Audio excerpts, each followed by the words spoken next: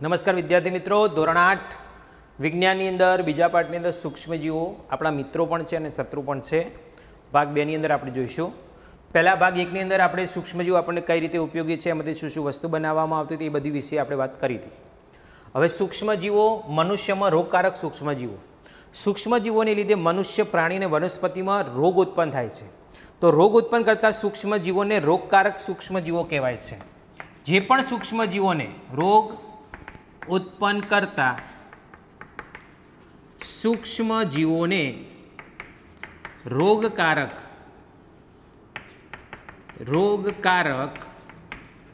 सूक्ष्मजीवो कहे छे. जे पण सूक्ष्मजीवोथी रोग थाय ए बधा सूक्ष्मजीवोने रोगकारक सूक्ष्मजीवो कहेवामां आवे छे. हवे मनुष्यमां रोगकारक सूक्ष्मजीवो कई रीते प्रवेशे तो आपने खबर है कि આપણે हमेशा 3 वस्तुना संपर्कમાં ने આપણું રોજીરોટી લેવા માટે, આપણે પોતાનું જીવન ગુજારવા માટે 3 વસ્તુની જરૂર પડે, એક હવા, એક પાણી અને એક ખોરાક.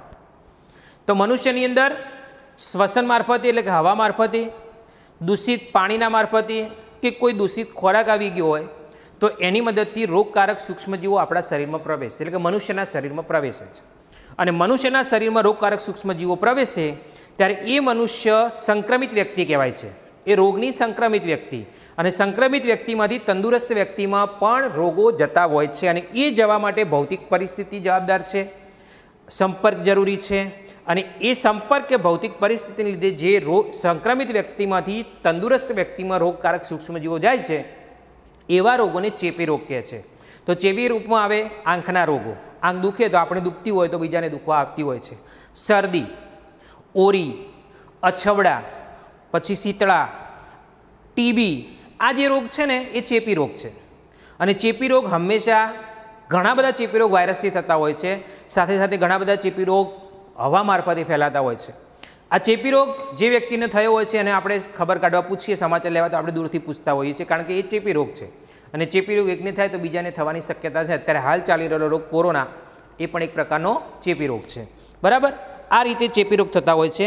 જ્યારે શરદી થાય કોઈ વ્યક્તિને, કોઈ વ્યક્તિ શરદીથી પીડાતી હોય અને શરદી થાય ત્યારે છીંક ખાય ત્યારે હજારોની સંખ્યામાં સૂક્ષ્મ બૂંદો હવામાં ફરતા હોય છે. એ છીંક ખાય ને ત્યારે હજારોની સંખ્યામાં સૂક્ષ્મ બૂંદો હવામાં ફરે છે. અને એ સૂક્ષ્મ બૂંદો કોઈ તંદુરસ્ત વ્યક્તિના શ્વસનમાં જાય કે એના સંપર્કમાં આવે ત્યારે એ શરદીના વાયરસ એ તંદુરસ્ત વ્યક્તિના શરીરમાં જાય અને જેના લીધે શરદી સંક્રમિત વ્યક્તિમાંથી તંદુરસ્ત વ્યક્તિમાં રોગ ફેલાવે છે. તો એવી રીતે ચેપી રોગ થતા હોય છે. હવે આપણે કેટલાક રોગ એવા છે જે કીટકોની મદદથી અને પ્રાણીઓની મદદથી ફેલાય છે, જેને વાહકો કહેવાય છે. ઘણા બધા રોગ એવા છે. દાખલા તરીકે આપણા ઘરમાં જોવા મળતી ઘરમાખી. ઘરમાખી એટલે મચ્છર. આ મચ્છર છે ને એ હંમેશા તમે જુઓ બહાર જાય ને ત્યારે ગંદવાળ વસ્તુ ઉપર બેસે. બહાર જાય એટલે કોઈ મળ છે, કોઈ પ્રાણીઓના મળમૂત્ર છે, કોઈ કીચડ છે, એવી ગંદવાળ વસ્તુ ઉપર બેસે ત્યારે એના શરીર પર રોગકારક સૂક્ષ્મજીવો ચોંટે. અને એ જ મચ્છર પાછું જ્યારે આપણા ઘરમાં આવે ત્યારે ખુલ્લો ખોરાક હોય ત્યારે ખુલ્લા ખોરાક ઉપર બેસે. એટલે બહારના સૂક્ષ્મજીવો જે ખરાબ વસ્તુ, દૂષિત વસ્તુ ઉપરથી સૂક્ષ્મજીવો જે મચ્છર છે એ પોતાના શરીર ઉપર લઈ અને એ સૂક્ષ્મજીવો આપણા ઘરની અંદર કોઈ ખુલ્લા ખોરાક હોય ને એના ઉપર બેસે. એટલે ખુલ્લા ખોરાક પર બેસે એટલે એ ખોરાક કેવો બની જાય છે? સૂક્ષ્મજીવોયુક્ત બની જાય છે, જેને આપણે કહીએ વાસી થઈ જાય છે. અને એવો ખોરાક ખાવાથી પછી આપણને અવનવા રોગો થતા હોય છે. તો આ રોગ આપણને નવી લાગે કે આપણને આ દૂષિત ખોરાક તો હતો નહીં, આપણે તો સ્વાદિષ્ટ ખોરાક લીધો છે, ઘરમાં બનાવેલો ખોરાક લીધો છે, છતાં ખોરાક ખાવાથી મને આવો રોગ કેમ થયો? કારણ કે એક ખોરાક જો ખુલ્લો મૂકવામાં આવે તો એ ઘરમાખી, કારણ કે મચ્છર એ બહાર ખરાબ વસ્તુ પરથી બેસી અને આપણા ખોરાક ઉપર બેસે ત્યારે એ સૂક્ષ્મજીવો ખોરાકમાં ભેળવે છે. અને જેના લીધે એ એક પ્રકારના સૂક્ષ્મજીવોનું વાહક કહેવામાં આવે છે, રોગવાહક કહેવામાં આવે છે. અને એના લીધે અવનવા રોગો થતા હોય છે. માટે જ કહેવાય છે કે ખોરાક હંમેશા ઢાંકીને રાખવો જોઈએ. ઘણીવાર એવું બનતું હોય છે. આ એક સાદું એક ઉદાહરણ છે, જો કે મારે કહેવું ના જોઈએ પણ કહું છું. સાદું એક ઉદાહરણ એવું છે કે આપણે ઘણીવાર બજારમાં જતા હોઈએ તો એક લારી ઉપર એક વસ્તુ મળે છે, કોઈ ખાવાની વસ્તુ છે, અને એ જ વસ્તુ શોકેસમાં મૂકેલા બંધ કાચની અંદર જે વસ્તુ મળે છે સેમ ટુ સેમ વસ્તુ છે. પણ રોડ ઉપર લારીમાં વસ્તુ જે છે એ તમને 100 રૂપિયા કિલો કે તો એ જ વસ્તુ શોકેસની અંદર પડેલી વસ્તુ તમને કદાચ 125 રૂપિયા કિલો કે તો આપણને એમ લાગે કે પેલી 100 રૂપિયાવાળી સસ્તું છે, એકની એક વસ્તુ છે, પણ બંનેમાં ફરક છે. પેલી બંધ કાચની અંદર છે, એના ઉપર સૂક્ષ્મજીવો બેસતા નથી, કે મચ્છર બેસતા નથી, એટલે સૂક્ષ્મજીવો નથી. અને વાહનોની અવરજવરથી ધૂળ, ધુમાડો, કાર્બનના રજકણો એ પણ એની અંદર ચોંટતા નથી. એટલે બંધ શોકેસમાં રહેલી વસ્તુ સ્વાસ્થ્ય માટે સારી છે, તંદુરસ્ત માટે સારી છે અને સ્વચ્છ છે. પણ જે ખુલ્લામાં રહેલી વસ્તુ એના ઉપર ધૂળ પણ ચોંટે છે, કાર્બનના રજકણ પણ ચોંટે છે, પેલા ઘરમાખી પણ ઉપર આવીને બેસે છે, મચ્છર બી કેટલાક બેસા છે. એટલે એક બહારની વસ્તુ છે ને એ દૂષિત કહેવાય. એટલા માટે કેટલીક વાર આપણે આવી વસ્તુનો ઉપયોગ કરવો જોઈએ નહીં જે સતત ખુલ્લામાં રહેતી હોય એવી વસ્તુ. બરાબર, હંમેશા કોઈ પણ વસ્તુનો ઉપયોગ કરો તો બંધ રહેલી વસ્તુનો ઉપયોગ કરવાનો, ખુલ્લી વસ્તુ રાખવી નહીં. માટે જ આપણને ખ્યાલ છે કે ઘરમાં કોઈ પણ વસ્તુ, ખાદ્ય પદાર્થ ખુલ્લો રાખવો જોઈએ નહીં. બરાબર. હવે બીજી ઘણી વાત કરીએ આપણે કે ઘણા બધા મચ્છર એવા છે જે રોગવાહક કહેવાય છે. દાખલા તરીકે મેલેરિયા. આ મેલેરિયાનો રોગ કેવી રીતે થાય? તો મેલેરિયાનો રોગ માદા એનોફિલિસ મચ્છર કરડવાથી થાય. માદા એનોફિલિસ મચ્છર આપણને કરડે એટલે એમાંથી આપણા સૂક્ષ્મજીવની, આપણા રુધિરમાં સૂક્ષ્મજીવો ભળે અને એના લીધે આપણને મેલેરિયાનો રોગ થાય. એના પછી ડેન્ગ્યુ. એડિસ મચ્છર કરડવાથી થાય. એડિસ, આ એડિસ મચ્છર કરડે એટલે આપણને ડેન્ગ્યુનો રોગ થાય છે. તો આમ મેલેરિયાનો રોગવાહક કહેવાય માદા એનોફિલિસ મચ્છર, ડેન્ગ્યુના રોગવાહક કહેવાય એડિસ મચ્છર. તો આવી રીતે રોગવાહક જંતુની મદદથી પણ અલગ અલગ પ્રકારના રોગો થતા હોય છે. હવે જો આપણે આ રોગો અટકાવવા હોય, આ રોગકારક સૂક્ષ્મજીવોથી અટકાવવા હોય તો આપણે શું કરવું જોઈએ? આ જે વાહક છે ને એનો ઉપદ્રવ ઘટાડવો જોઈએ, મચ્છરનો ઉપદ્રવ ઘટાડવો જોઈએ, ડેન્ગ્યુયુક્ત મચ્છરનો ઉપદ્રવ ઘટાડવો જોઈએ. આપણા ઘરની આજુબાજુ કોઈ પણ જગ્યાએ પાણીનું ખાબોચિયું એક વસ્તુ છે કે મચ્છર હંમેશા ગંદવાડવાળી વસ્તુમાં ઉત્પન્ન બી થાય, ત્યાં ઈંડા પણ મૂકીએ, ત્યાંથી એનો ઉપદ્રવ પણ થાય છે અને ત્યાં જ રહે છે. માટે આજુબાજુ, ઘરની આજુબાજુ કે આપણા રહેઠાણ વિસ્તારની અંદર, સ્કૂલની આજુબાજુ કોઈ પણ જગ્યાએ પાણીનું ખાબોચિયું ભરાતું હોય તો આપણે એનો યોગ્ય નિકાલ કરવો જોઈએ. બીજું, ઘરની અંદર કદાચ કોઈ ટાયર પડ્યું હોય, ટ્યુબ પડી હોય, કુંડા હોય, પાણીની ટાંકી હોય, બંધ રાખવી જોઈએ. એની અંદર કોઈ પણ આજુબાજુ કુંડાની અંદર વધુ પડતું પાણી, ધાબા ઉપર ખોટું વધારાનું પાણી, કોઈ ધાબા ઉપર કે કોઈ જગ્યાએ ટ્યુબ પડી હોય તો એની અંદર પાણી ન ભરાય એની પણ કાળજી રાખવી જોઈએ. આવી રીતે ઉપદ્રવ ઘટાડીએ, પાણી ભરાતું બંધ કરીએ તો મચ્છરોનો ઉપદ્રવ ઓટોમેટિક શું થતો હોય છે? ઘટી જતો હોય છે. તો આ વસ્તુ આપણે ધ્યાનમાં રાખવા જેવી બાબત છે. હવે આપણે બીજી વાત કરીએ કે આ જે સૂક્ષ્મજીવ છે ને એના આપણે પ્રકાર બી જોઈ લીધા છે. 4 પ્રકાર અને એક સૂક્ષ્મદર્શી, એટલે ટોટલ 5. વાયરસ, ફૂગ, પ્રજીવ, બેક્ટેરિયા. એના લીધે મનુષ્યમાં કેટલાક રોગ પણ થાય છે. અને મનુષ્ય તો મનુષ્ય, પણ સાથે સાથે પ્રાણીઓની અંદર પણ રોગ જોવા મળે છે અને વનસ્પતિની અંદર પણ રોગ જોવા મળે છે. કેટલાક બેક્ટેરિયા અને કેટલાક વાયરસની મદદથી, કેટલાક પ્રજીવની મદદથી મનુષ્યમાં, પ્રાણીઓમાં અને વનસ્પતિમાં કેટલાક રોગ થાય છે. એ રોગ વિશે આપણે વિગતવાર અભ્યાસ કરીશું. ચલો હવે આપણે જોઈએ મનુષ્યમાં સૂક્ષ્મજીવોથી કેટલાક પ્રકારના રોગ થાય છે. હવે આપણને એટલી ખબર છે કે અહીંયા જુઓ, ટ્યુબરક્યુલોસિસ, જેને શોર્ટમાં ટીબી કહેવાય. આ ટીબી સિવાયના ઓરી, અછબડા અને પોલિયો બધા વાયરસથી થતા રોગ છે. અને ટીબી જે છે બેક્ટેરિયાથી થતો રોગ છે. પણ આ વાયરસના કોલમની બેક્ટેરિયાની અંદર એટલા માટે મૂકેલો છે કે જે આ પહેલું કોલમ છે માનવમાં જોવા મળતા રોગો, ટીબી, ઓરી, અછબડા અને પોલિયો, આ બધા રોગ ચેપી રોગ છે. એટલા માટે આ ચેપી રોગનું કોલમ છે, બાકીના ચેપી રોગ નથી. બરાબર. એટલે ટીબી બેક્ટેરિયાથી થતો રોગ છે પણ ચેપી રોગ છે. ઓરી, અછબડા અને પોલિયો આ બધા ચેપી રોગ છે. ટીબી હવા દ્વારા ફેલાય છે.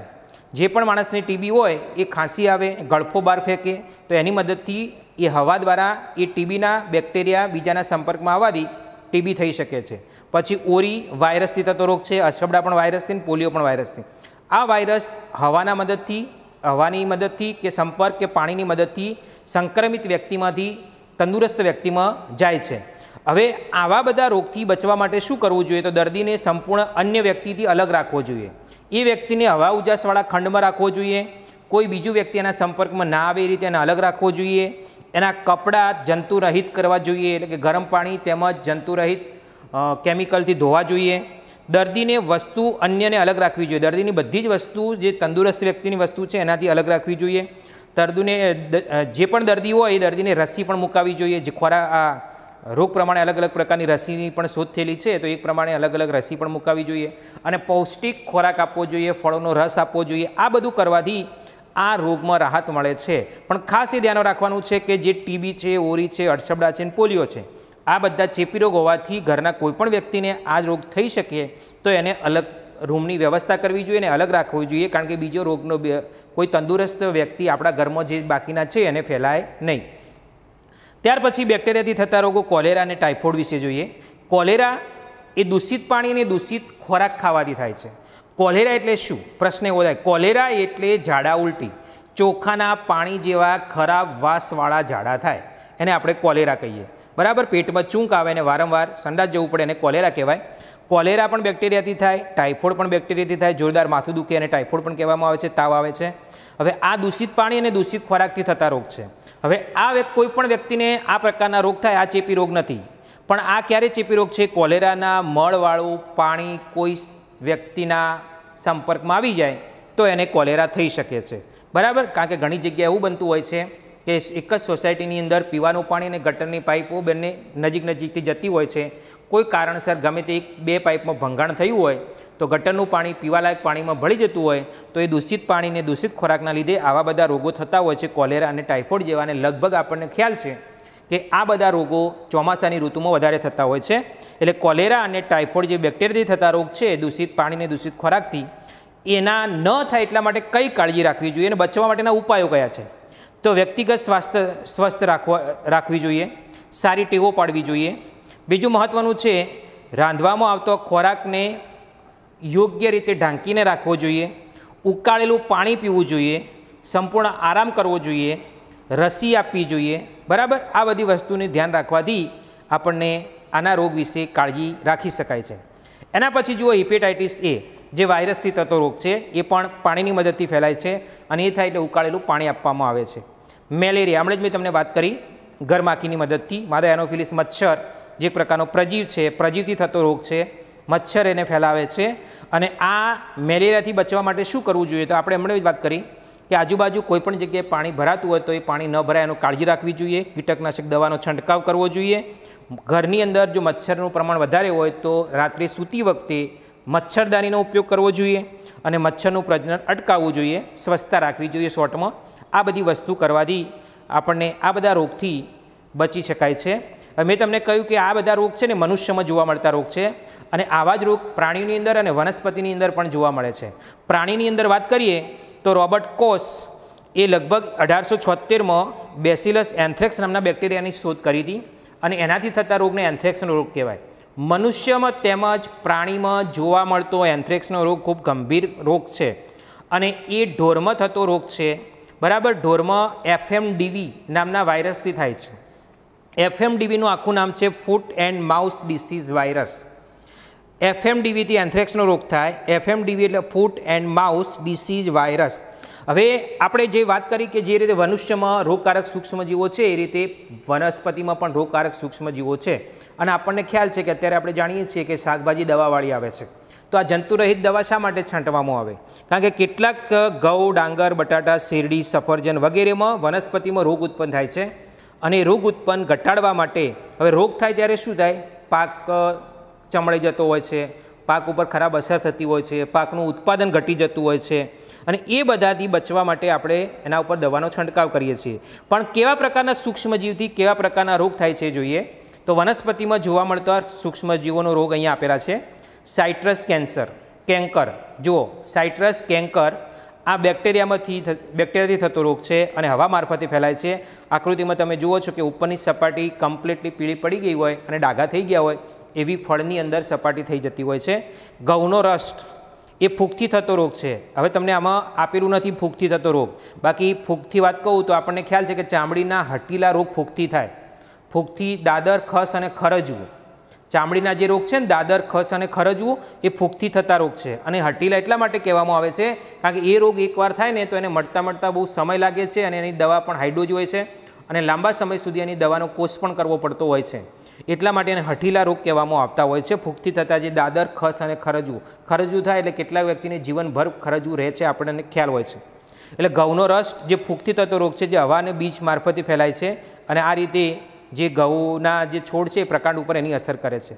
પછી ઓકરાનો રોગ કહેવાય, જે ભીંડાનો જે છોડ છે એનો ભીંડાનો પિત્ત કહેવાય. વાયરસથી થતો રોગ છે જે કીટક છે અને કીટક મારફતે ફેલાય છે. અને એ પણ તમે જોઈ શકો છો કે એના પત્તા કાળા પડી જતા હોય છે, ચણમી જતા હોય છે। આ બધા પ્રકારે વનસ્પતિમાં અલગ અલગ પ્રકારના સૂક્ષ્મજીવોથી થતા રોગો જોવા મળે છે। અને આ બધા રોગો વનસ્પતિમાં, મનુષ્યમાં, પ્રાણીમાં કે વનસ્પતિમાં થાય તો આપણને ખ્યાલ છે કે એ રોગો હંમેશા સંક્રમિત વ્યક્તિ કે સંક્રમિત છોડ કે સંક્રમિત પ્રાણીમાંથી બીજા પ્રાણી તંદુરસ્તની અંદર ફેલાતા હોય છે।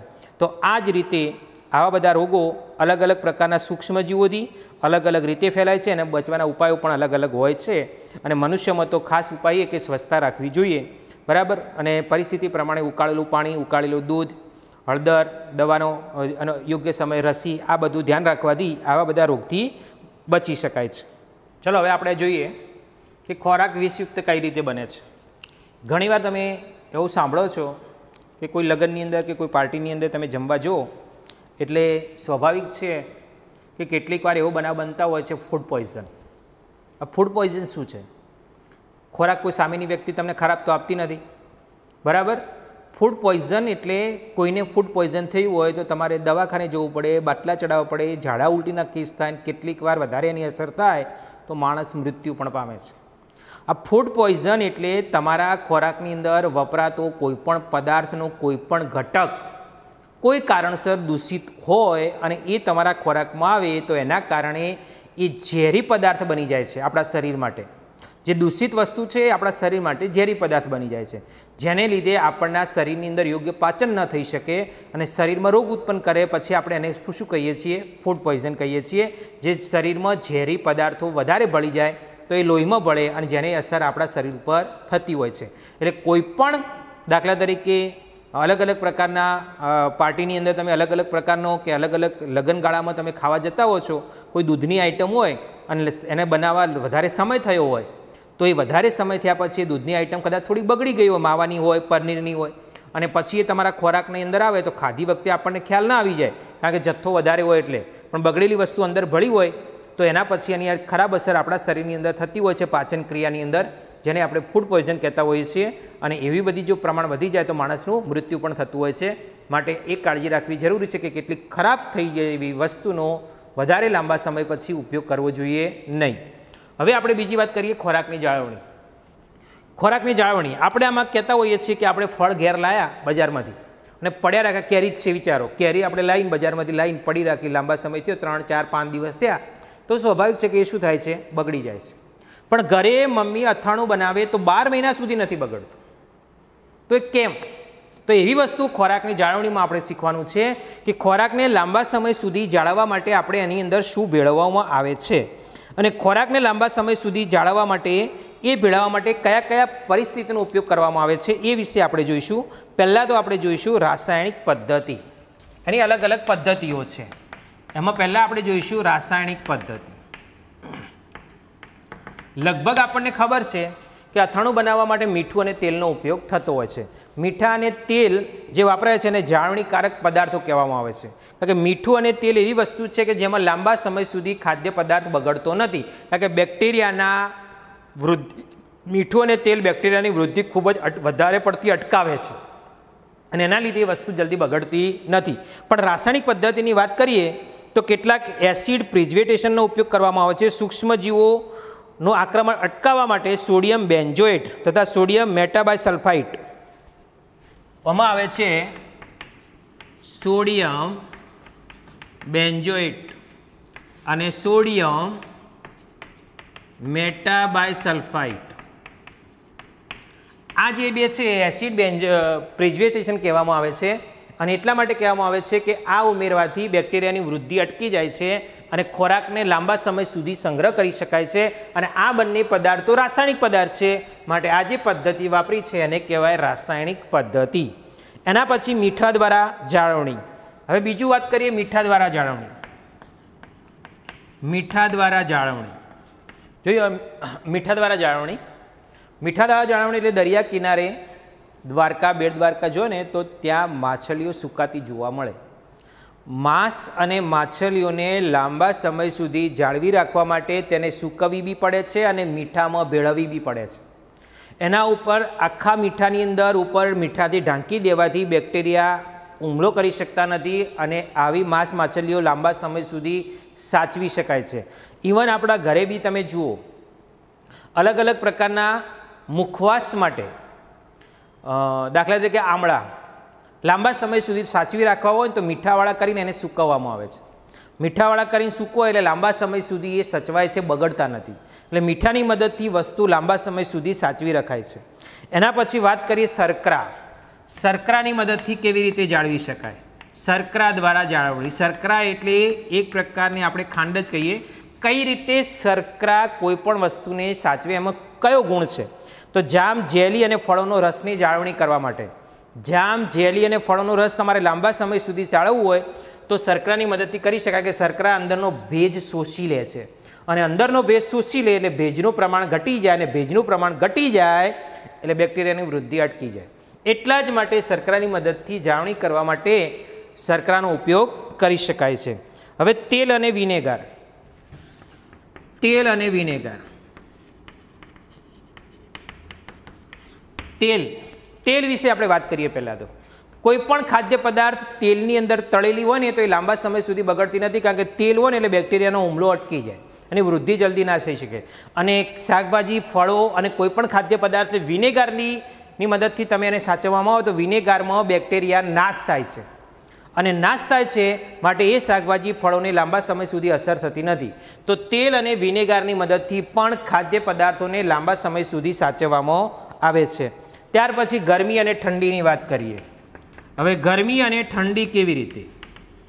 पहला हूँ तमने ठंडीनी बात करूँ कि आपणा घरनी अंदर फ्रीज एक एवं काम करे छे जे वस्तुने लांबा समय सुधी साचवी राखे छे। अने फ्रीजनुं काम शुं छे? तापमान नीचुं करवानुं। तमारा फ्रीजर जे छे उपरनो भाग बरफ थाय छे त्यां 0 डिग्री होय छे, फ्रीजरना नीचेना भागमां 0 થી 4 डिग्री होय छे तापमान।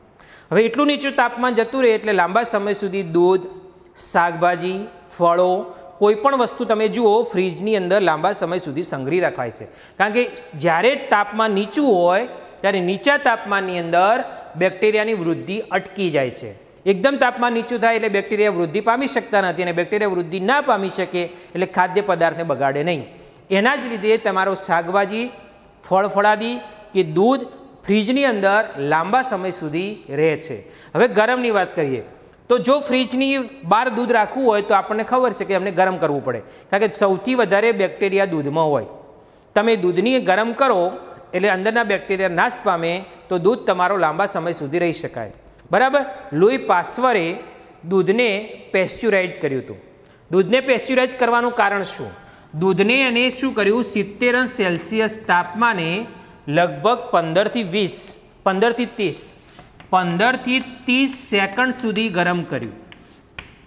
70 तापमाने, आपणे तो करीए ने 100 तापमाने करीए। लुई पास्चरे दूधने 70 सेल्सियस तापमाने 15 થી 30 सेकंड सुधी गरम कर्युं अने पछी एने ठंडू पाड्युं अने 70 तापमाने बेक्टेरिया नाश थई जाय छे अने आ प्रकारना दूध बनाव्युं छे जेने पेस्च्युराइज दूध कहेवामां आवे छे। आ पद्धतिने पेस्च्युराइजेशन पद्धति कहेवामां आवे छे। लुई पास्चरे बनावेली होवाथी आ जे रीते बनावेलुं दूधने पेस्च्युराइज्ड दूध कहेवामां आवे छे अने आ पद्धतिने पेस्च्युराइजेशन पद्धति तरीके आपणे ओळखीए छीए। हवे बीजी वात करीए संग्रहनी। आपणे शाकभाजी सिवाय सूका मेवा के बजारमां मळती चिप्स ए संग्रहवा माटे आपणे शानो उपयोग करीए छीए? तमे जुओ बहारथी कोईपण आवी खाद्य पदार्थ मळे ने तो प्लास्टिकनी थैलीमां मळे छे।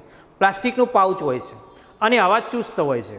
एटલું हवा चुस्त राखवामां आवे छे के अंदर हवा पण जती नथी अने हवा न जाए तो अंदर जे बेक्टेरियानुं प्रमाण न होय साथे साथे निष्क्रिय वायु नाइट्रोजन भरवामां आवे छे। चिप्स तमे जुओ 10 રૂપિયાનું પડીકું લાવો તો આડું બધું પડીકું આવે, અંદર આટલી ચિપ્સ નીકળે, બાકી અંદર વાયુ ભરેલો હોય, નાઇટ્રોજન વાયુ છે અને એ નિષ્ક્રિય છે અને જેના લીધે ખાદ્ય પદાર્થ બગડતા નથી અને લાંબા સમય સુધી આવી વસ્તુનો સંગ્રહ કરી શકાય છે। તો આપણો જે ખાદ્ય પદાર્થો છે એ દૂષિત કર્યા વગર લાંબા સમય સુધી એને સંગ્રહવા માટે આવી જુદા જુદા પ્રકારની પદ્ધતિનો ઉપયોગ કરવામાં આવે છે। હવે આપણે જોવાનું છે પાર્ટ 1 ની અંદર આપણે વાત કરી હતી જૈવિક નાઇટ્રોજન સ્થાપક। આપણને એટલું ખ્યાલ છે કે હવામાં નાઇટ્રોજનનું પુષ્કળ પ્રમાણ છે અને જમીનમાં કઠોળ વર્ગની એટલે કે સિમ્બી કુળની વનસ્પતિ જે છે કઠોળ વર્ગની વનસ્પતિ એના મૂળની ગંડિકામાં રહેલા રાઇઝોબિયમ નામના બેક્ટેરિયા હવામાંથી નાઇટ્રોજનનું સ્થાપન જમીનમાં કરે છે, બરાબર। અને એનો ઉપયોગ જ મનુષ્ય કરે છે, વનસ્પતિ કરે છે અને છતાં પણ હવામાં વાતાવરણની અંદર નાઇટ્રોજનની સ્થિરતા જળવાઈ રહે છે।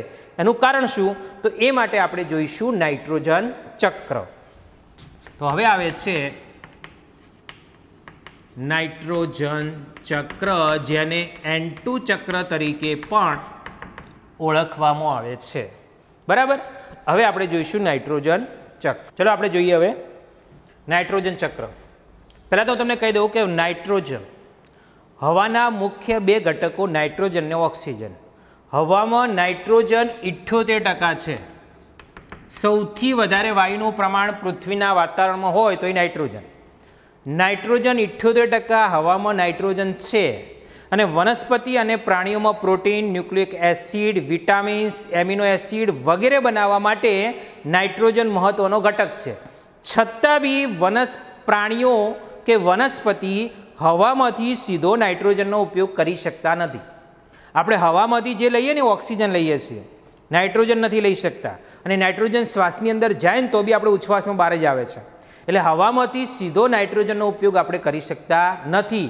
અને આપણા શરીરની અંદર આવેલા કેટલાક પ્રકારના સંયોજનો, જો vitamins, protein, nucleic acid, amino acid વગેરે બનાવવા માટે નાઇટ્રોજન ઉપયોગી છે. વનસ્પતિની અંદર પણ તમને ખબર છે કે નાઇટ્રોજનયુક્ત ખાતર સૌથી વધારે મહત્વપૂર્ણ છે. વનસ્પતિની અંદર પણ નાઇટ્રોજન જરૂરી છે. તો આ નાઇટ્રોજન જમીનમાં કઈ રીતે આવે, બરાબર, એ વિશે આપણે નાઇટ્રોજન ચક્ર વિશે અભ્યાસ કરવાનો છે. તો જે હવામાં નાઇટ્રોજન છે એ જમીનમાં બે રીતે જમીનમાં આવે છે. હવામાં રહેલો નાઇટ્રોજન એક તો બેક્ટેરિયા અને નીલહરિત લીલ સિમ્બી કુળની વનસ્પતિની મૂળ ગંડિકામાં રહેલા રાઇઝોબિયમ નામના બેક્ટેરિયા અને નીલહરિત લીલ એ હવામાંથી સીધો નાઇટ્રોજનનો ઉપયોગ જમીનમાં નાઇટ્રોજન ક્ષાર, નાઇટ્રેટ અને નાઇટ્રાઇટ્સ, નાઇટ્રોજન ક્ષાર કહેવાય કે નાઇટ્રોજન ક્ષાર રૂપે ભૂમિમાં ભેળવે છે.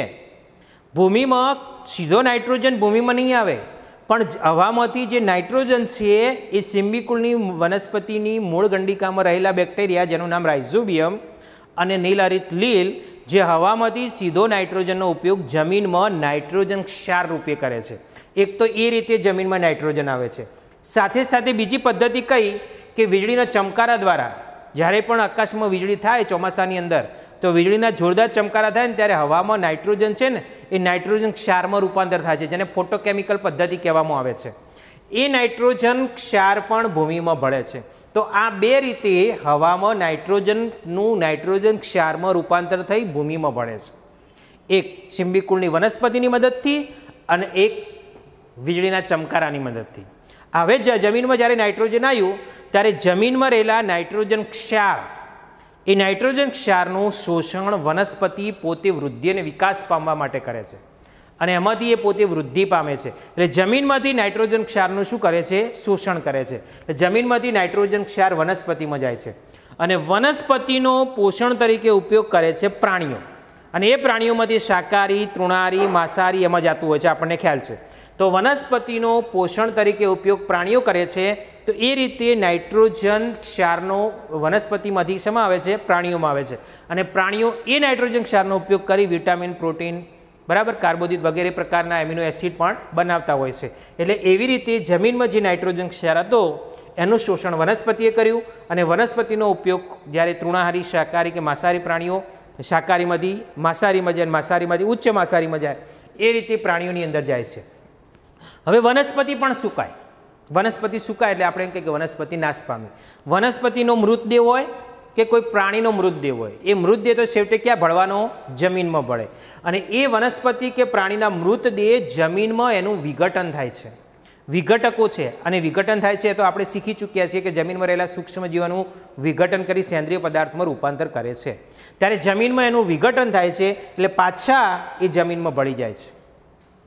અને એ જે નાઇટ્રોજન ક્ષાર મારફતે પાછા જમીનમાં ભળી જાય. એટલે અહીંથી પાછી આ પ્રોસેસ, આ ચક્ર ચાલુ રહે છે.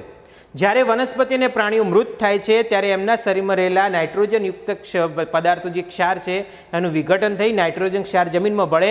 એ નાઇટ્રોજન ક્ષાર જમીનમાં ભળે, એમાંનો ઉપયોગ પાછો કેટલીક વનસ્પતિ પણ કરે.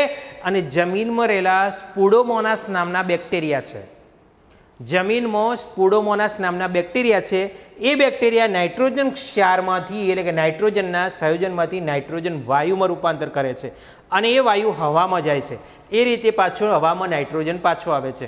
તો આ રીતે હવામાં નાઇટ્રોજનનું પ્રમાણ 78% જળવાઈ રહે છે. વપરાય છે છતાં બી જળવાઈ રહે છે. એનું કારણ એ કે વપરાય છે ને પાછો એને હવામાં ભળી જાય છે. કારણ કે વપરાવામાં બે રીત છે, જમીનમાં ભળે, જમીનમાંથી વનસ્પતિમાં જાય, વનસ્પતિમાંથી પ્રાણી, અને વનસ્પતિ અને પ્રાણી મૃત્યુ પામે એટલે પાછો જમીનમાં ભળે. જમીનમાં સ્પુડોમોનાસ નામના બેક્ટેરિયા છે, એ બેક્ટેરિયા નાઇટ્રોજન સંયોજનમાંથી પાછું નાઇટ્રોજનમાં રૂપાંતર કરે છે અને એ નાઇટ્રોજન પાછો ક્યાં ભળે છે? હવામાં ભળે છે. આ રીતે હવામાં નાઇટ્રોજનનું કદ પ્રમાણ નિશ્ચિત રહે છે. એ આખું ચક્ર જે રીતે નાઇટ્રોજનના ક્ષાર મારફતે નાઇટ્રોજન ફરે છે એને આપણે નાઇટ્રોજન ચક્ર કહીએ છીએ. બરાબર. અહીંયા આપણે પાઠ પૂરો કરીએ. નમસ્કાર.